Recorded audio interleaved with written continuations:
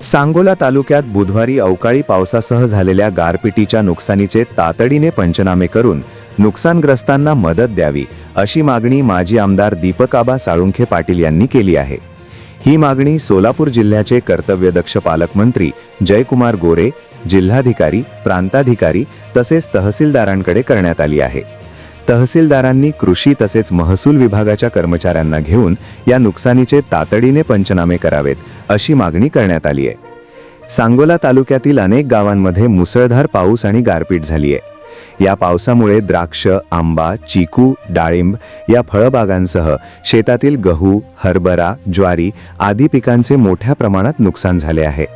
अनेक ठिकाणची नगदी पिके, फळबागा जमीनदोस्त झाले आहेत। काही गावात वीज पडून जनावरे मृत्युमुखी पडली आहेत। तालुक्यातील अनेक गावातील घरांवरील पत्रे उडून गेले आहेत। अनेकांचे संसार उघड्यावर पडले आहेत। अनेक ठिकाणची मातीची घरेही पडल्याचे वृत्त आहे। काही गावातील विजेच्या तारा तुटल्या आहेत, त्यामुळे काही ठिकाणचा विद्युत पुरवठा खंडित झाला आहे। अवकाळी पाऊस आणि गारपिटीमुळे तालुक्यात मोठ्या प्रमाणात नुकसान झाले आहे। या सर्व नुकसानीचे पंचनामे कृषी, महसूल विभागाने तातडीने करावेत। नुकसानग्रस्तांना तातडीने मदत द्यावी अशी मागणी माजी आमदार दीपकाबा साळुंखे पाटील यांनी केली आहे।